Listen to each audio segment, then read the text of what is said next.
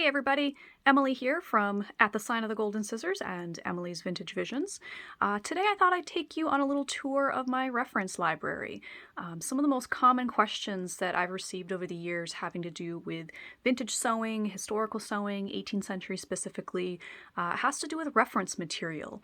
What are the best books that are available? Are there ones that are better than others? Ones that specialize in specific topics such as textile history, women's clothing, men's clothing, children's clothing, that sort of thing. So I thought I'd kind of walk you through what I have here on my shelf. As you can see, there's quite a bit of stuff here. This corner is a little bit of a mess in my sewing room, so we're going to ignore that mess and just focus on the books up here for right now. So first off, I do want to say that what you see here is a culmination of, I would say, 10 plus years of costume dress history that I have collected myself. A lot of these books were purchased secondhand, either through friends that were destashing books, used books online, Amazon, eBay. Some of them were purchased brand new, but a lot of these are available through interlibrary loans, so do keep that in mind, especially for some of the harder to find books that are here, and some of the ones that tend to be a little bit more expensive when you do find them available for sale. So let's start here at this end. The shelf is sort of organized. I'd like to kind of rearrange a little bit more and put things in a little more specific order. But as you can see, I'm very tight on space, so don't judge me for that. So let's start here at the very end. What clothes reveal? This is probably one of maybe a half dozen books or so that I have here on my shelf that I would highly recommend for a beginner costumer and would fall into what I would call the must-have category of historical costuming books. This one is one that was put out by Colonial Williamsburg, and it focuses on men's, women's, and children's clothing in their collection. A lot of really good information in there, as well as high-quality photos from their collection. Dangerous Liaisons. This one is one of the harder to find, more expensive books on the market, unfortunately, but if what you want is really good photography of original clothing, then this is one that I really would recommend. It's what I would consider kind of a coffee table book. It's stunning photography. It's from the Metropolitan Museum of Art, and this is one from an exhibition they put on a number of years ago where the original clothing was put on different mannequins with, the heads and arms and everything like that, and they were set up in various tableaus to sort of depict the higher class 18th century life. So it's really stunning and kind of gives you a good idea of what some of this clothing looked like worn on actual people. I mean, they're on mannequins, but still really nice. Costumes Close Up. That is definitely a must-have. Another book from the Colonial Williamsburg Foundation. That one not only has photographs, but it also has the gridded pattern diagrams of actual items of clothing in their collection. Men's, women's, I can't recall offhand if it has kids' clothing in there, but it has a little bit of everything. So men's clothing, I know there's a shirt pattern in there, breeches, jacket, cloak, women's cloak, there's a set of stays that a lot of people like to make up, a couple of different gowns. So that really is a must-have. Fitting and Proper, another must-have book. This is one that was published by Sharon Bernstein a number of years ago. And this is another one that has the gridded patterns in it. And again, there's a variety of items in that book. So I would say that these two definitely must-haves for those of you interested in making 18th century clothing based on original items. Dress to Kill. This one, if you're interested in menswear, I would highly recommend. It is all about British maritime clothing, specifically the British Navy, Royal Navy. There's this one. You can see I don't have a ton of space on my shelf. It's a little bit hard to pull things out. Here we go. You can kind of see the front cover there. Has some of Admiral Lord Nelson's clothing in there. So this one is 18th century, but also goes into the early 19th century. Oh, there's actually another book here hidden. This one is another Colonial Williamsburg book, 18th century clothing at Colonial Williamsburg. Really great reference material, again, good photographs. This one is the modern maker. This one is a little bit random in here. By chance, I actually met the author of this book at an event. Very, very nice man. We had a really great conversation about clothing, and he actually signed the copy of the book and gifted it to me, which was really, really nice of him. This one here, kind of hard to pull off. So 17th, 18th century fashion. This one, again, really fantastic photography, really close-up details of various parts of the clothing. Selling silks. So this is a good one for those that really, really want to take a deep dive into specifically 18th century silks. This is actually a facsimile. So it's scanned from an original 18th century, I believe, a salesman's sample of a book that was used to sell silks. And I think it's dated around 1760. I don't remember the exact date, but the whole book is just absolutely stunning. All kinds of different silk blends. So again, good deep dived sort of reference book. An elegant art.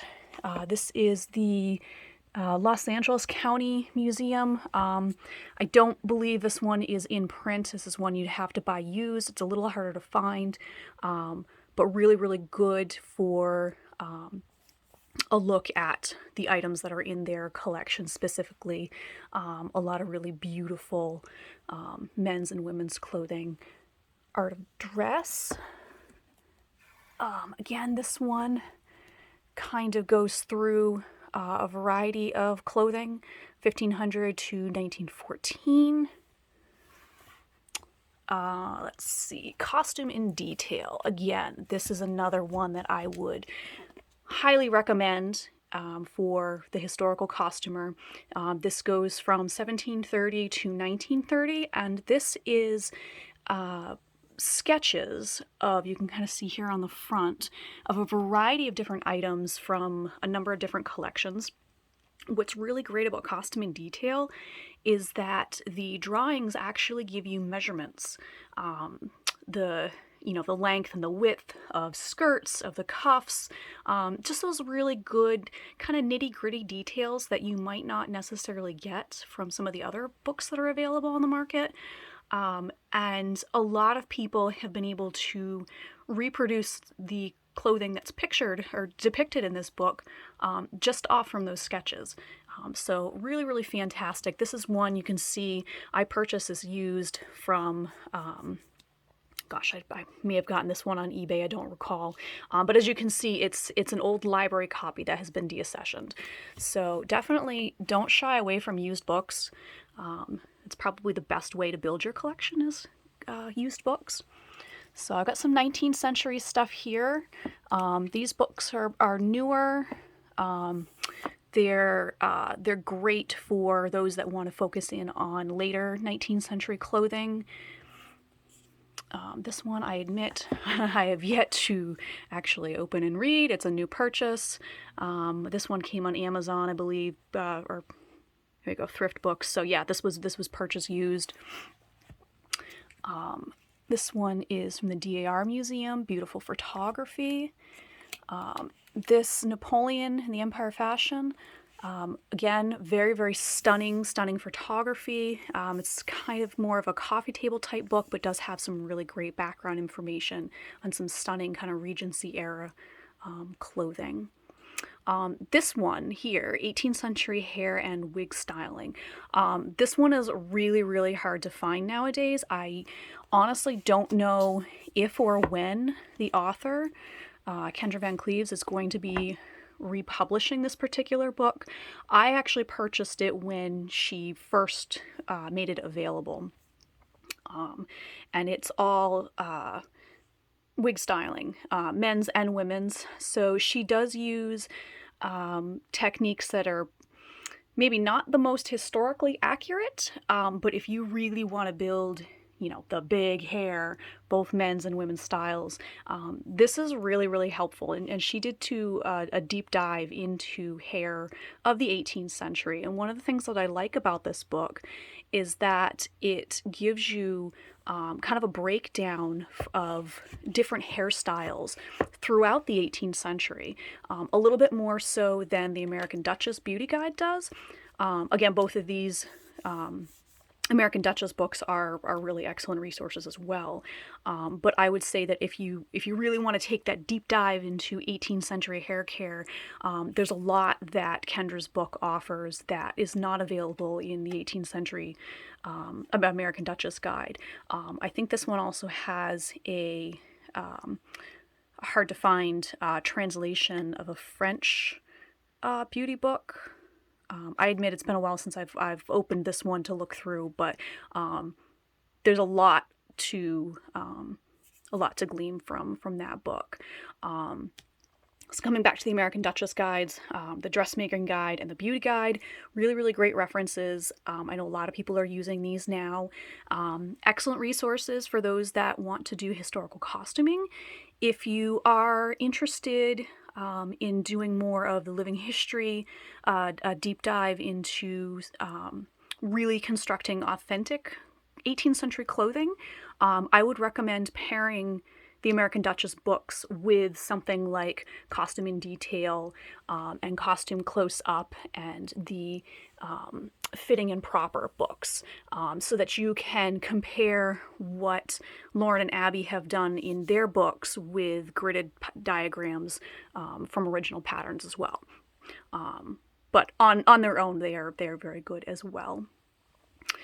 This book here, I fully admit, was a purchase solely for its cover. I have over the years been very, very slowly trying to remake a gown in my collection to match the one on the cover, and this one has really, really good details that I really wasn't able to find anywhere else online.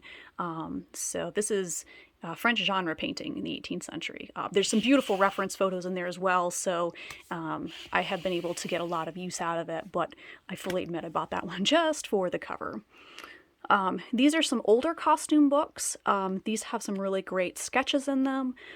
Some of the information is a little bit outdated at this point, but never pass up vintage costume books because there's always something really fun that you can get out of there.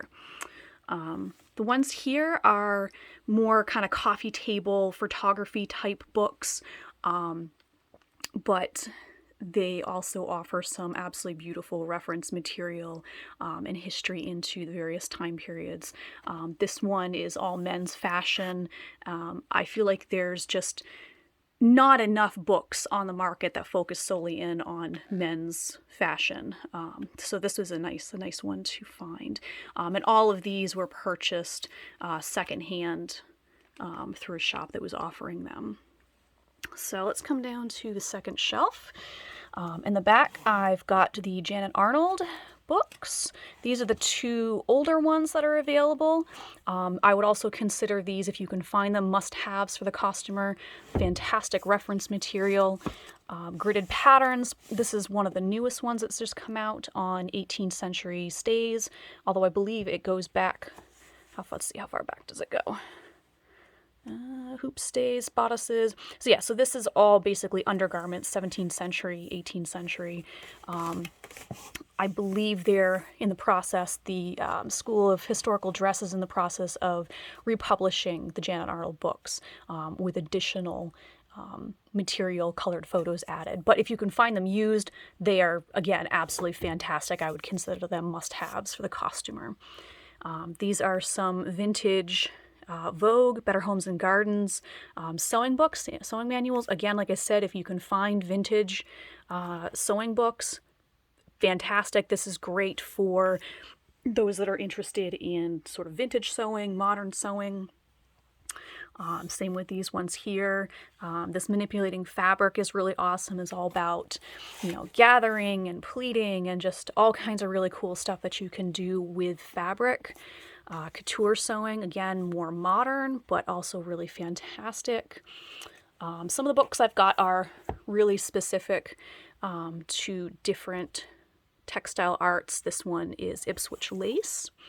And then this is my embroidery section. 18th century and 19th century embroidery techniques. Both of these books are great because they do focus on original pieces in different museums. They give you sketches, also colored diagrams, and a breakdown of how to do some of the different types of embroidery stitches that would have been done. The Art of Embroidery, deep dive into embroidery history. Let's see, these are mostly crewel embroidery related books. A lot of these you can find, again, used, rather inexpensive.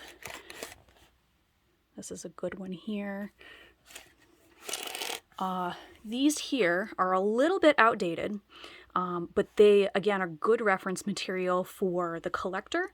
The prices, I would say, that they have valued at the original clothing, bit outdated at this point, but it gives you kind of a jumping off point if you are collecting vintage and antique clothing as a way to further your own education into how things were made. This one here, The Wives, Slaves, and Servant Girls, this is all 18th century newspaper ads, so primary resource for those looking at replicating working class clothing. Very, very good. The Needle's Eye. This one is an excellent reference book all about women's work. I've halfway through reading it, but it's been a while, so it's time to pick that one back up. If you are interested in 18th century footwear, I highly recommend Treasures of Foot. This one is a really, really good breakdown of the 18th century shoe trade in colonial America. So it goes over not really how shoes were made, but does give you a good idea of the materials that were used, certainly prices, where shoes were coming from. This one, The Life of Samuel Lane, he and his family were shoemakers in New Hampshire during the 18th century. So this is an account of him as well as his family, and some of the different shoes that they were making. So very good reference material. Textiles in America. If you can find it, highly, highly recommend it. This is one that I would say is, again, another book on the must-have list for those that really want to take a deep dive into the history. This one is probably one of the best books on the market for identifying historical textiles. It gives you a glossary of all the different terms for varieties of fabrics, where they're coming from. Just really, really fantastic. This is one that I go to again and again when I'm researching fabrics, or if I'm looking at fabric online and I'm trying to figure out, is this, would it be suitable as a worsted? Would it be, where would it be coming from? And to try to compare what I'm seeing modern fabrics to the photos of original textiles that are depicted in this book.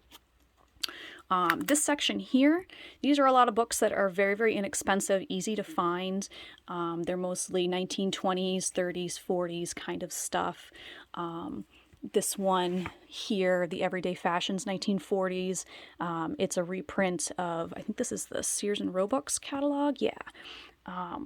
So very awesome reference for those that are doing vintage sewing. This one, I believe, is a reprint of a 1930s book. And this one I actually find really helpful for doing modern sewing, because one of the things it includes is how to do a block pattern for a 1930s dress, but you can use the information in here for doing a number of other projects. I mean, once you have a basic block pattern with your own personal measurements, you can really alter that to do a lot of really cool things. And then down here, the shelf gets a little messy. And there's a lot of stuff on here, but got some other books here. These are a little bit hard to find.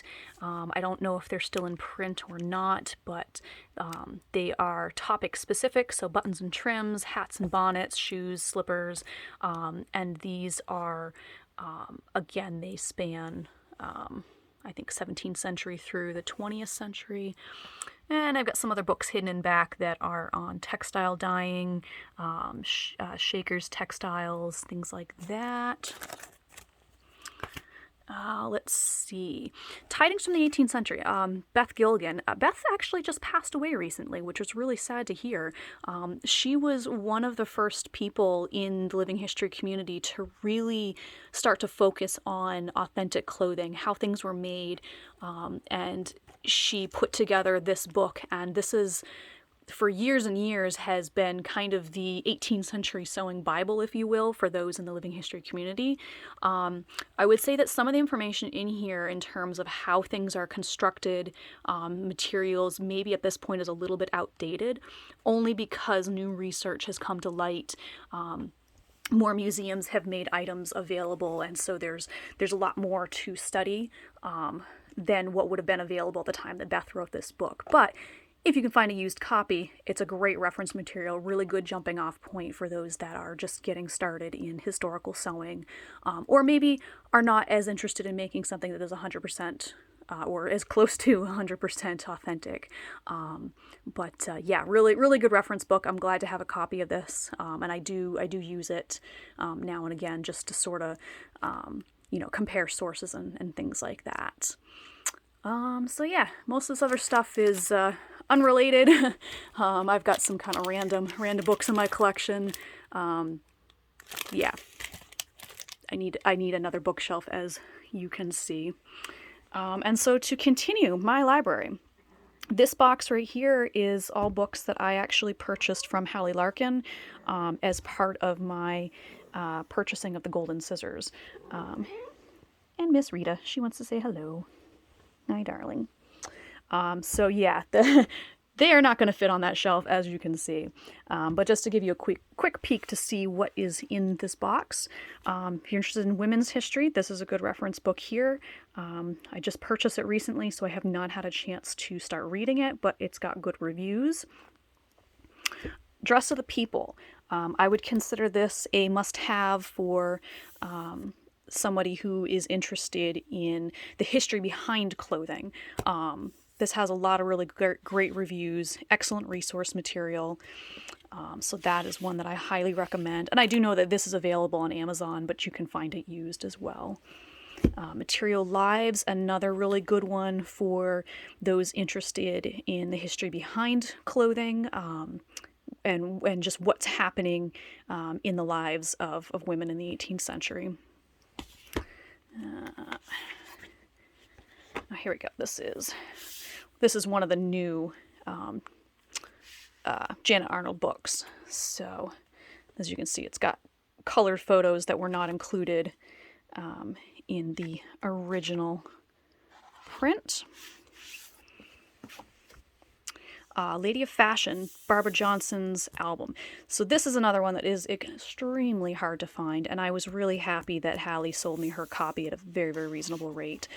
This is another one of those facsimile type books where it is a reprint of an original book that Barbara Johnson put together. It's all samples of fabric from different items of clothing that were either purchased or sewn for her throughout her life. And it's got, a lot of background information on her and the time period. So if you can find this used for less than $100, jump on it, because the prices for this book are just insane right now. And I'm really hoping that eventually it does get republished, because it's one that is a really excellent resource. I'm not going to go through this entire box, but I just wanted to kind of give you a peek of some of the other things that were in here. And this one is very specific to silk fabric in the 18th century, and this is out of the collection of Victoria and Albert Museum.